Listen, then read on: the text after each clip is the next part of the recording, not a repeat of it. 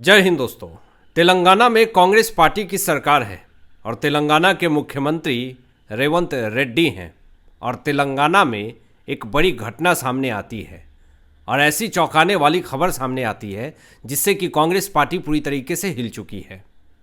केंद्रीय कोयला मंत्री किशन रेड्डी ने जो आरोप लगाए हैं और जो बड़ा खुलासा किया है, इससे राहुल गांधी और तमाम कांग्रेस पार्टी में हड़कंप मचा हुआ है।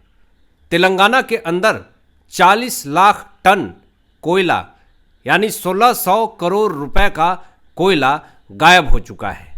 अब इस मामले में जो केंद्रीय कोयला मंत्री किशन रेड्डी हैं, उन्होंने जो बड़ा खुलासा किया है, इससे कहीं ना कहीं कांग्रेस पार्टी में हड़कंप मचा हुआ है। आपको बता दें कि जो केंद्रीय कोयला मंत्री किशन रेड्डी हैं, उन्होंने सिंगरेनी कोलियरीज के ऊपर आरोप लगाया है, जो कि एक लिमिटेड कंपनी है।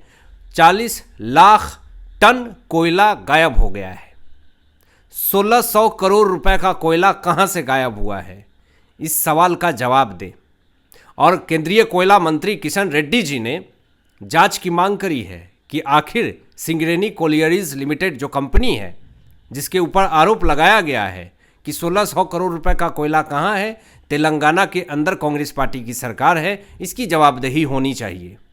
आपको बता दें, जो बड़ी खबर सामने ये आ रही है कि जो सिंगरेनी कोलियरीज कंपनी है, उसके ऊपर पहले से बकाया पेंडिंग है और इस मामले में बड़ी सख्त कार्रवाई की मांग केंद्रीय कोयला मंत्री किशन रेड्डी जी कर रहे हैं कि इसमें जो भी आरोपी है उसके ऊपर सख्त से सख्त सजा हो और जवाबदेही होना चाहिए रेवंत रेड्डी कांग्रेस पार्टी सरकार को कि आखिर इतने बड़े मात्रा में तेलंगाना के अंदर आखिर 1600 करोड़ रुपए का कोयला आखिर गया कहां, इसकी जांच हो। इसको लेकर के जो केंद्रीय कोयला मंत्री हैं किशन रेड्डी जी हैं, उन्होंने रेवंत रेड्डी को तेलंगाना सरकार को पत्र भी लिखा है और इस मामले में सख्त से सख्त कार्रवाई करने की मांग करी है।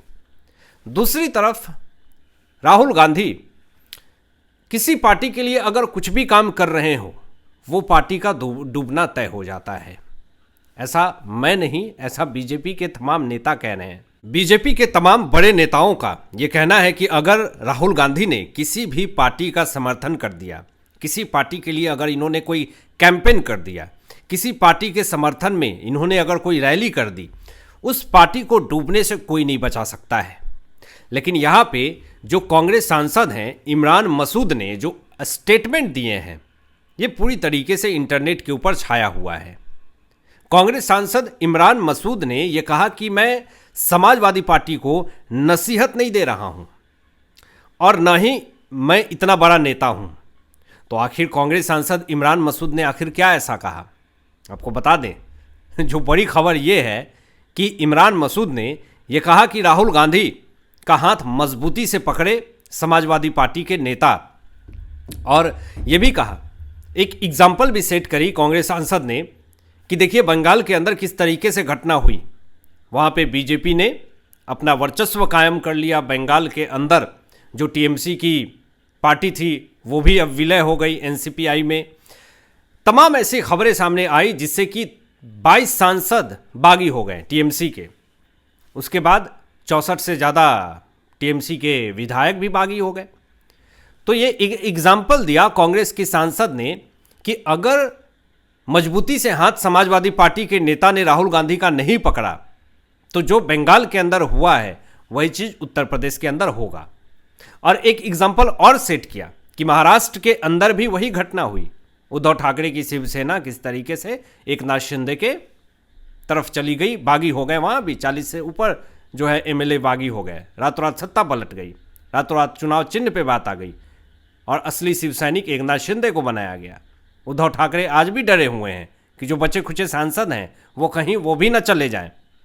लेकिन आपको बता दें दोस्तों, यहाँ पे भले कांग्रेस सांसद इमरान मसूद ये बात कह रहे हैं, पूरी आत्मविश्वास के साथ ये बात कह रहे हैं कि अगर समाजवादी पार्टी ने राहुल गांधी का हाथ नहीं थामा तो बिल्कुल वैसा ही होगा अखिलेश यादव के साथ। बिहार के अंदर आरजेडी के साथ तो थी राहुल गांधी की मित्रता, राहुल गांधी बिल्कुल थे। क्या हुआ आरजेडी का बिहार के अंदर सब जानते हैं। यहाँ पर तेजस्वी यादव ने खुल करके ये बात भी कही थी, और ये बात सब जानते हैं कि राहुल गांधी कैंपेन में उपस्थित नहीं हो रहे थे, प्रचार प्रसार जो है वो खुल करके नहीं कर रहे थे। वो उस वक्त उस सिचुएशन में विदेशी दौरे पे थे, विदेश घूम रहे थे। तो भले आज कांग्रेस सांसद इमरान मसूद ये बात कह रहे हैं कि राहुल गांधी का मजबूती से हाथ पकड़ लें समाजवादी पार्टी के नेता, तो नैया पार हो सकती है, लेकिन समाजवादी पार्टी के नेता ये बात बहुत अच्छे से जानते हैं कि वो नैया जो कांग्रेस पार्टी की खुद डूब गई है, वो नैया जो राहुल गांधी खुद नहीं पार कर पा रहे हैं, वो नैया जो कांग्रेस पार्टी के बड़े नेता मानने को तैयार नहीं है राहुल गांधी को नेता, वो क्या बचाएंगे समाजवादी पार्टी को। और इंडिया अलायंस का जो गठबंधन हुआ, जहां पे ये सारे लोग उपस्थित हुए, वहां पे भी एकजुटता इनकी नहीं दिखती है। आपको बता दें दोस्तों कि यहां पे भले कांग्रेस सांसद ये कह रहे हैं कि समाजवादी पार्टी नेताओं का बचने का रास्ता सिर्फ और सिर्फ एक ही है, राहुल गांधी का हाथ थाम लेना, लेकिन यहाँ पे समाजवादी पार्टी के नेताओं ने मन बना लिया है कि हमें कांग्रेस पार्टी के साथ किसी भी तरीके का हाथ नहीं मिलाना है। और यहाँ पे जो खबरें ये आ रही है, दावा जो किया जा रहा है कि ओवैसी 200 सीट पे लड़ेंगे उत्तर प्रदेश में, और कुछ लोग ये कह रहे हैं कि इससे बीजेपी को पूरी तरीके से फायदा होगा, वोट डाइवर्ट होगा पूरी तरीके से। अब ये अंदर की बात है, जो दावा किया जा रहा है वो बहुत तरह की बातें सामने आ रही है। लेकिन इसी बीच में जो पूर्व सीएम है अशोक गहलोत ने जो बड़ा स्टेटमेंट दिया है, वो कहीं ना कहीं बड़ी तेजी से वायरल हो रहे हैं। और अशोक गहलोत ने जो ये बातें कही है, इससे कहीं ना कहीं चर्चा होना लाजमी भी है, क्योंकि अशोक गहलोत ने बहुत ही विवादित बयान दे दिया है। अशोक गहलोत ये कह रहे हैं कि अगर आज इंदिरा गांधी होती तो बीजेपी को बैन कर देती, बैन लगा देती बीजेपी पार्टी के ऊपर। अब अशोक गहलोत से, कांग्रेस पार्टी से ये सवाल जवाब पूछे जा रहे हैं कि आप जरा बताएं कि वो बीजेपी पार्टी जो भारत देश की अर्थव्यवस्था को तीसरे नंबर पे ले आती है, क्या इंदिरा गांधी रहती तो इस बीजेपी को बैन कर देती? कांग्रेस पार्टी की सरकार थी तो जिस तरीके से हमारी इंटरनेशनल मीडिया में फजीहत होती थी, हमारी भारत देश की अर्थव्यवस्था 10वें नंबर पे थी, आज अगर हमारे भारत देश की अर्थव्यवस्था तीसरे नंबर पे है और इंटरनेशनल मीडिया में भारत देश का चर्चा होता है, हमारे भारत देश के सम्मानित पद पे बैठे प्रधानमंत्री नरेंद्र मोदी जी का एक एग्जाम्पल सेट किया जाता है, विश्व गुरु विश्व नेता के रूप में लोग उनको याद करते हैं, और आप कह रहे हैं कि इंदिरा गांधी होती तो बीजेपी के ऊपर बैन कर देती। बीजेपी ने साफ तौर पे लतार लगाया और कहा कि यही है इनकी परिवारवाद की राजनीति सिर्फ और सिर्फ कांग्रेस पार्टी करती है। यहां पे निर्मला सीतारमण जी ने भी एक बहुत बड़ा स्टेटमेंट दिया और कहा कि राहुल गांधी जो हैं वो भारत के लोगों की उपलब्धियों को कम करके बताते हैं। यानी अगर भारत देश की अर्थव्यवस्था मजबूत हो रही है, अगर किसी भी भारत देश के राज्य में बहुत तेजी से डेवलपमेंट हो रहे हैं, स्मार्ट सिटी बन रहा है, उसको बहुत ही कम आंक करके राहुल गांधी पूरी दुनिया को बताते हैं। ये नहीं कहते हैं कि आज बीजेपी बहुत अच्छा काम कर रही है। राहुल गांधी ने आज तक ये नहीं कहा कि भारत देश की अर्थव्यवस्था तीसरे नंबर पे है और आज और तेजी से बढ़ रही है। लेकिन ये जो लोगों की उपलब्धियां हैं, जो बड़ी मात्रा में कुछ भी बड़ी उपलब्धियां, बड़ी सफलता पाते हैं, उसको बड़े कम करके बताते हैं वो, ताकि अपने साथ के जितने भी नेता हैं उनको खुश कर सके। अब बता दें आपको कि एक और बड़ी खबर सामने आई है जिससे कि कहीं ना कहीं टीएमसी के अंदर हड़कंप मचा हुआ है। टीएमसी नेता को करोड़ों के सोलर घोटाले मामले में केरल से गिरफ्तार किया गया है। ये बड़ी खबर सामने आ रही है। अभिषेक बनर्जी इससे पूरी तरीके से टेंशन में है। मूछ मुंडवा करके 2300 किलोमीटर दूर टीएमसी का नेता छिपा हुआ था। आखिर ये मूछ मुंडवा करके टीएमसी का नेता क्यों केरल में भागा हुआ था पता है आपको? ताकि इसे कोई पहचान न पाए। लेकिन फिर भी पुलिस ने इसको दबोच लिया, गिरफ्तार कर लिया। और इसी बीच में एक बड़ी खबर सामने आती है कि अभिषेक बनर्जी शिक्षक भर्ती घोटाले मामले में पूरी तरीके से फंस चुके हैं।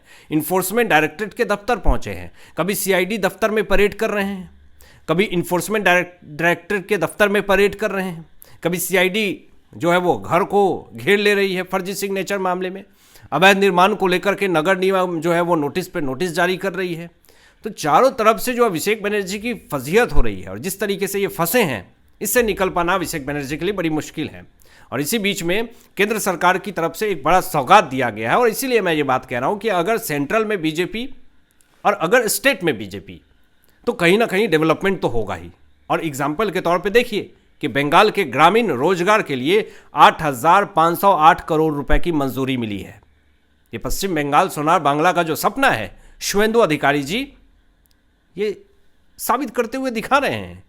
लोगों को बड़ा रोजगार मिल रहा है, अर्थव्यवस्था मजबूत हो रही है, इन्वेस्टर्स तेजी से आ रहे हैं पश्चिम बंगाल के अंदर।